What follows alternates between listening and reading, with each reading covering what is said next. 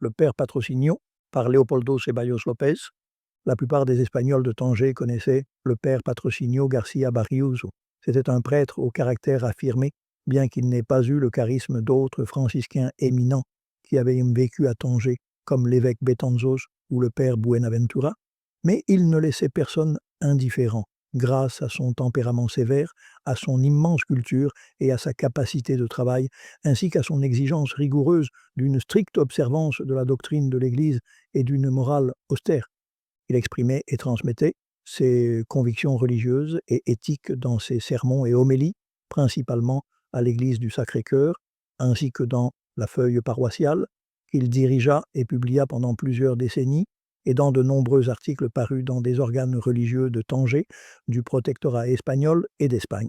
Il suivait cette même ligne dans les cours de religion qu'il dispensait à l'Institut espagnol de Tanger, mais le père Patrocinio n'était pas seulement un prêtre fervent, fidèle à sa mission apostolique, c'était aussi un intellectuel de premier plan, un grand juriste, un musicologue distingué et un excellent écrivain.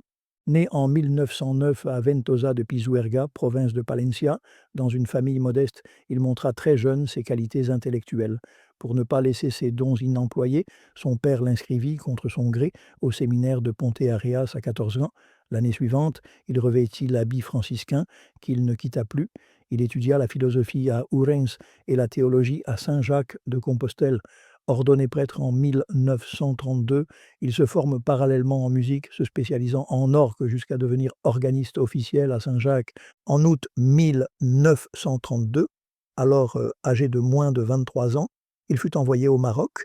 Il passa d'abord quelques années à Tétouan, puis s'installa à Tanger, où il vécut environ 30 ans, devenant l'une des figures les plus marquantes de la ville internationale.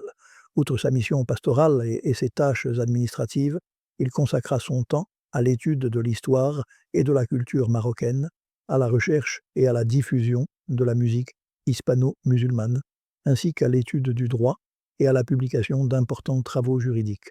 Il s'intéressa également à la religion musulmane, à la Terre sainte, à des biographies de saints, à plusieurs causes de canonisation, à la basilique Saint-François-le-Grand de Madrid, entre autres sujets. Je l'ai connu très jeune, non seulement à l'église du Sacré-Cœur, mais surtout à la maison où il était fréquemment invité à déjeuner par mes parents.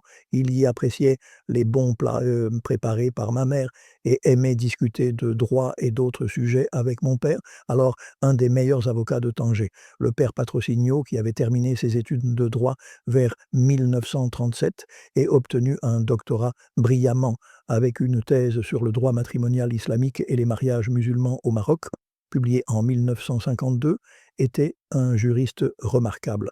Son ouvrage reste une référence. Peu de gens savent qu'il fut le seul prêtre membre du barreau de Tanger. Il avait également étudié philosophie et lettres et aimait publier des articles dans divers médias, notamment dans la revue Mauritania, publiée par les franciscains, qu'il dirigea de nombreuses années. Je me souviens, avec toute ma famille, combien nous étions captivés par ces conversations qui abordaient les thèmes marocains, religieux, juridiques ou philosophiques. Lui et mon père, de 10 ans, son aîné, étaient d'extraordinaires dialoguistes.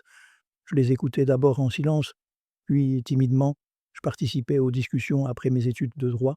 Curieusement, malgré sa rigueur religieuse, le père Patrocinio s'exprimait librement sur des sujets philosophiques, historiques ou politiques. Tous deux pensaient que les affaires de foi étaient indiscutables, de Tejas para arriba, mais que tout le reste était débat. J'ai toujours éprouvé une grande admiration pour lui, d'autant plus qu'il m'aida personnellement à traduire du latin les textes nécessaires pour réussir mon cours de droit romain. En grandissant, j'ai découvert son incroyable capacité intellectuelle, fruit d'un apprentissage autodidacte. Il parlait l'arabe marocain, le français et avait des notions d'anglais. Il consacra aussi beaucoup de temps à la musique hispano-musulmane.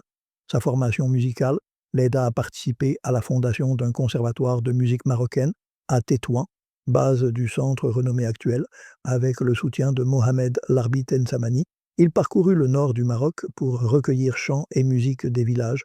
En 1941, il publia son œuvre majeure, La musique hispano-musulmane, au Maroc. Quelques années plus tard, Paul Bowles, musicien et écrivain américain installé à Tanger, s'intéressa également à la musique marocaine. Dans El País, le critique Diego A. Manrique rappela que Bowles lui avait confié: « Tout ce que je sais sur la musique marocaine, je l'ai appris dans le livre d'un prêtre espagnol. » Certains Tanjawis dressent pourtant un portrait différent, le trouvant plus tolérant qu'on ne le dit. Je ne me rappelle pas précisément la date de son départ de Tanger, mais je pense qu'il est rentré en Espagne avant mon départ en 1962. Il vécut à Madrid, où il fut fiscal et défenseur du lien au tribunal ecclésiastique, comme il l'avait été à Tanger dès 1942, et dirigea la revue Confère de la Confédération des religieux. Il s'installa à Rome, puis à Jérusalem pour ses recherches sur l'Espagne dans l'histoire de la Terre sainte. Il travailla à plusieurs processus de canonisation. Je me souviens de son émotion lorsqu'il fut nommé commandeur de l'ordre d'Isabelle la catholique, récompense pour son action religieuse, juridique et musicologique. Je le retrouvai à Madrid dans les années 70. Pendant une dizaine d'années, nous nous vîmes souvent. Nos relations étaient plus personnelles.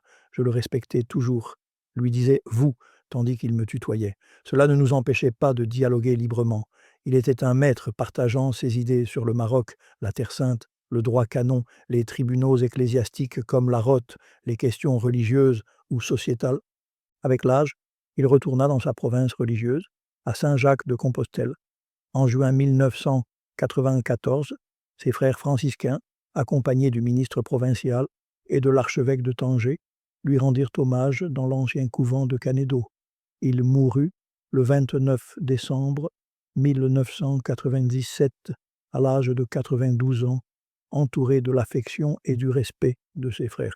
Aujourd'hui, Tingis lui rend hommage et rappelle la mémoire de l'un des Espagnols ayant le plus honoré son pays au Maroc, et particulièrement à Tanger.